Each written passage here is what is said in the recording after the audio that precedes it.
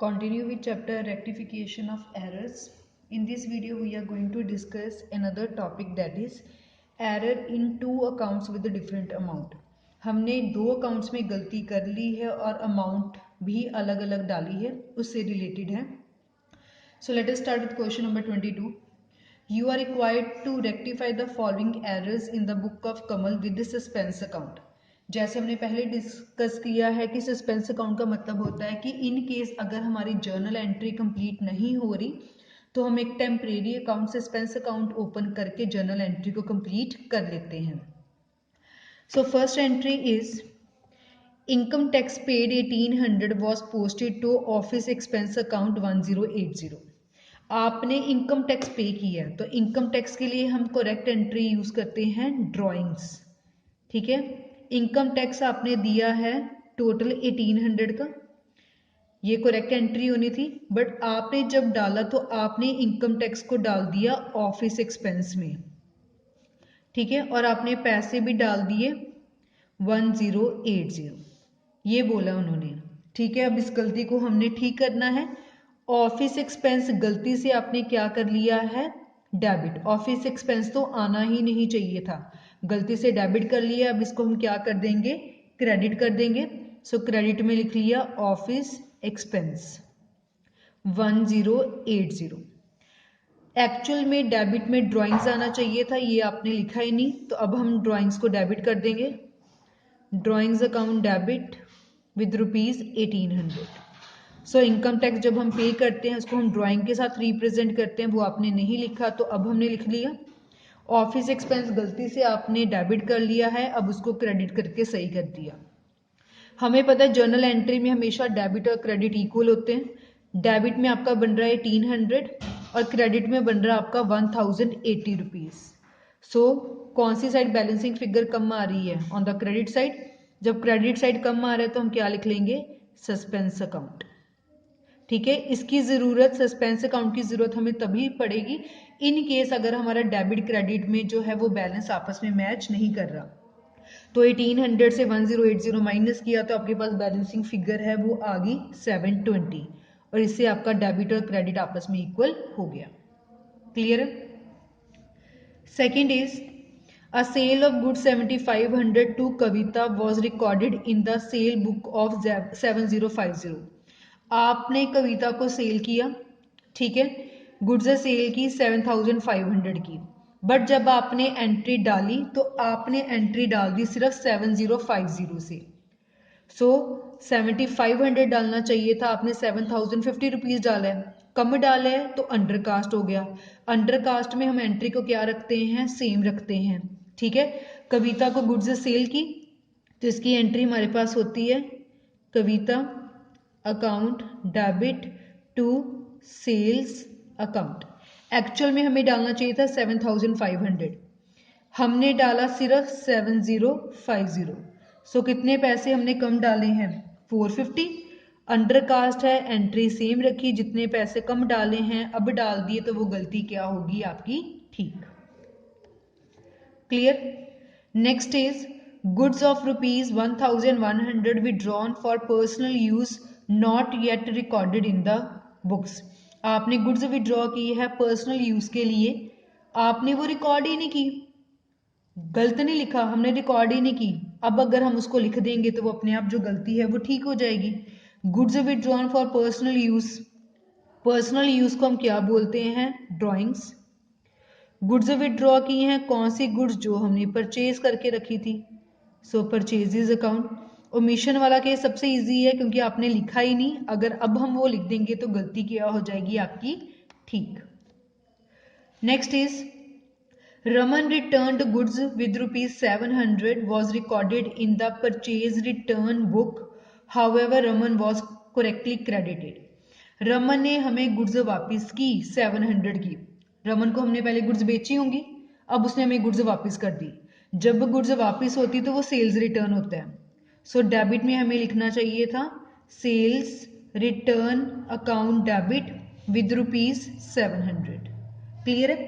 हमने क्या लिख लिया, गलती से उसको डाल दिया परचेज रिटर्न में. और परचेज रिटर्न क्या होता है, हमेशा क्रेडिट होता है. और वो भी हमने डाल दिया 700 के साथ, ठीक है। सो रमन ने हमें गुड्स वापस की तो 700 आना चाहिए था, सेल्स रिटर्न में वो डेबिट होना चाहिए था, हमने गलती से परचेज रिटर्न में डाल दिया 700। इन्होंने यहाँ लिखा हुआ है कि रमन का अकाउंट हमने बिल्कुल सही डाला है, सो रमन का अकाउंट बिल्कुल सही, इसलिए हमने यहाँ रमन रमन नहीं लिखा। अब सेल्स रिटर्न डेबिट में आना चाहिए था, हमने नहीं लिखा, तो अब हम लिख देंगे सेल्स रिटर्न, ठीक है। गलती से आपने परचेज रिटर्न को क्रेडिट कर दिया, गलती से क्रेडिट किया है तो गलती को ठीक करने के लिए इसको क्या कर देंगे डेबिट, क्योंकि परचेज रिटर्न तो आना ही नहीं था। 700 जो सेल्स में डालना था वो डाल दिया, जो परचेज में गलती से 700 डाल दिया वो डाल दिया, ठीक है। अब क्रेडिट में हमारे पास कुछ नहीं है, जर्नल एंट्री तो कंप्लीट करनी है, अगर क्रेडिट में कुछ नहीं है तो हम कौन सा वर्ड यूज करेंगे, सस्पेंस अकाउंट। टोटल 1400 डालेंगे और जर्नल एंट्री हमारी क्या हो जाएगी, कंप्लीट। क्लियर है। यहाँ हम रमन का अकाउंट इसलिए नहीं यूज कर रहे क्योंकि उन्होंने बोला कि जो रमन के अकाउंट में जाना चाहिए था वो बिल्कुल ठीक चले गया है। Next is a sum of 8000 received from KP Singh was posted to MP Singh। आपने KP सिंह से पैसे रिसीव किए थे 8000, गलती से आपने डाल दिया MP सिंह में, ठीक है। सो कैश रिसीव किए थे, cash account debit to KP से रिसीव किए थे, गलती से आपने डाल दिया cash account debit to MP। Cash account तो बिल्कुल ठीक है, केपी का अकाउंट आना चाहिए था क्रेडिट में, वो आपने नहीं लिखा, तो अब लिख दें केपी। एमपी का अकाउंट गलती से आपने क्रेडिट कर दिया है, तो एमपी का अकाउंट तो आना ही नहीं चाहिए था, तो क्रेडिट को अब क्या कर देंगे डेबिट, तो वो गलती भी क्या हो जाएगी, ठीक। सो एंट्री बन जाएगी MP account debit to KP account with ₹8000 in the debit and 8000 in the credit.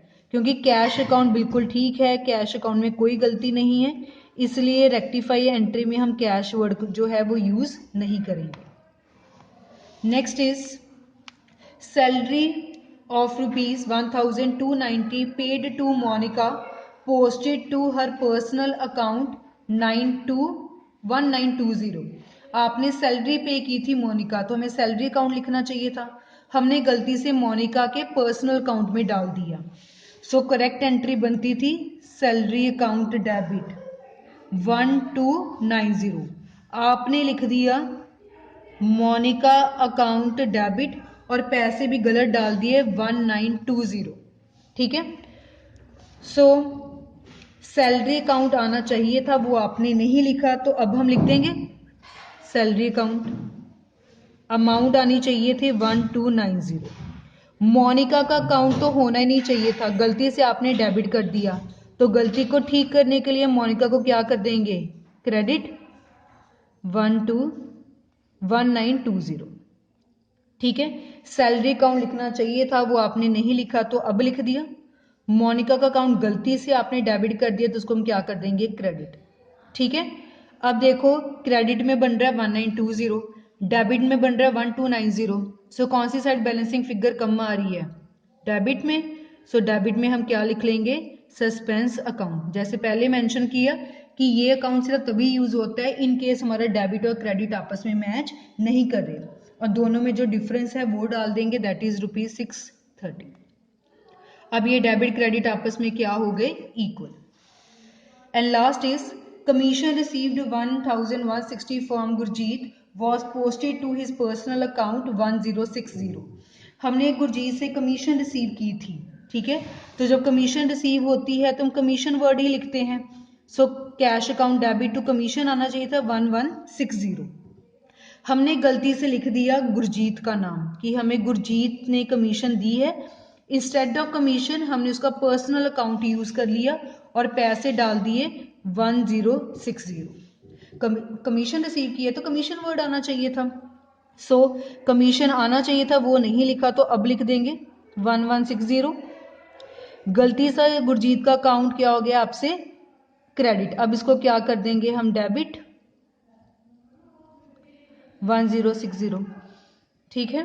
अब डेबिट क्रेडिट इक्वल करना है, तो क्रेडिट में हमारे पास है 1160, डेबिट में है सिर्फ 1060, सो कौन सी साइड बैलेंसिंग फिगर कम आ रही है? On the debit side. तो क्या लिख देंगे हम? Suspense account.